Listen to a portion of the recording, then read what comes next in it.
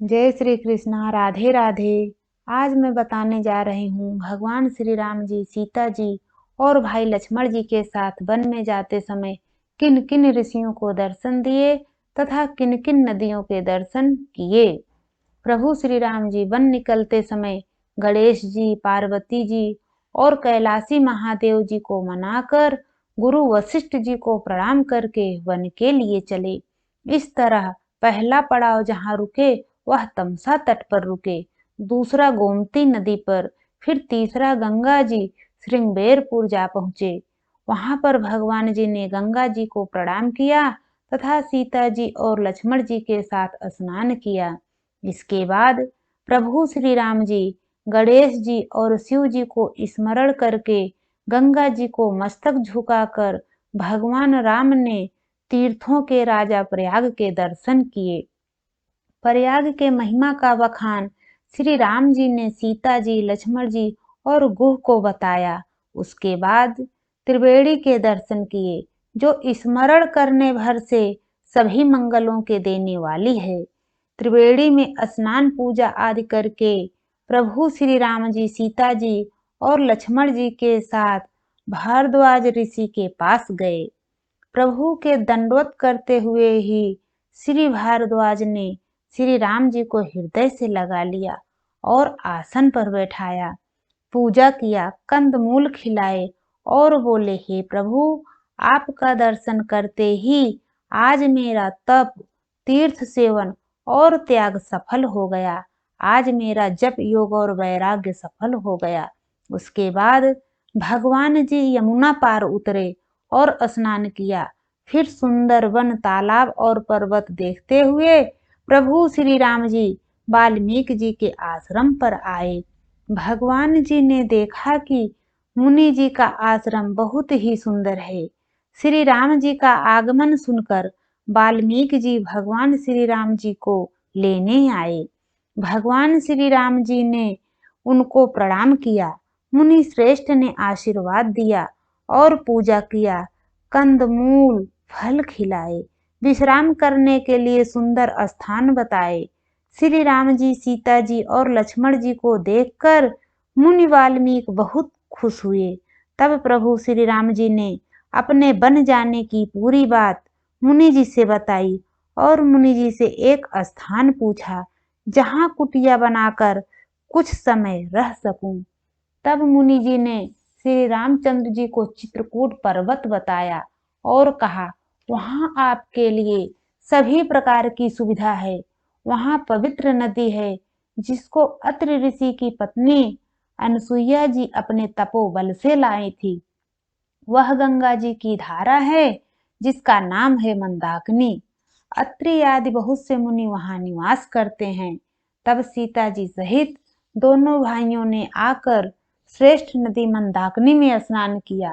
प्रभु फिर अत्रि मुनि के आश्रम पर गए।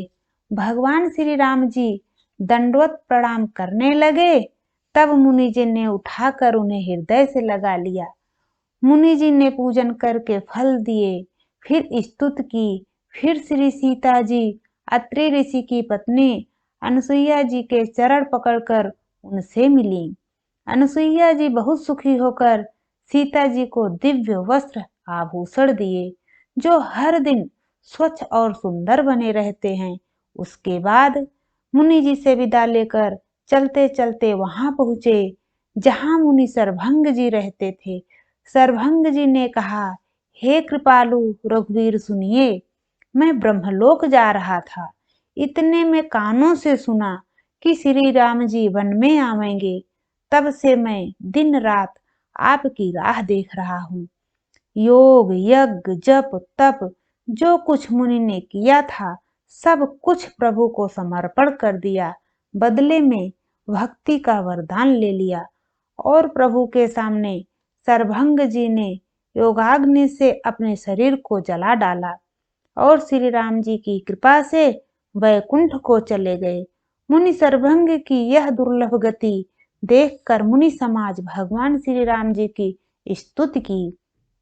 फिर प्रभु श्री राम जी आगे वन में चले। वहां उन्हें एक मुनि मिले जो ऋषि अगस्त के ज्ञानी शिष्य थे। जिनका नाम था सुतीक्ष्ण। उनके अंदर भगवान के लिए बहुत ज्यादा निर्बल भक्ति थी। मुनि सुतीक्ष्ण जी ने जब श्री राम जी, लक्ष्मण जी और सीता जी को देखा, तब लाठी की तरह उनके चरणों में गिर पड़े। फिर प्रभु ने उनको हृदय से लगा लिया। मुनि अपने आश्रम पर ले आए और पूजा आदि करके स्तुति किया। इसके बाद मुनि सुतीक्ष्ण जी प्रभु को साथ लेकर अपने गुरु अगस्त्य ऋषि के पास गए। ऋषि अगस्त्य धन्य हो गए, पूजा अर्चना किए। फिर प्रभु बोले, हे ऋषि, आप मुझे सलाह दीजिए जिस प्रकार से मुनियों के द्रोही राक्षसों को मारूं।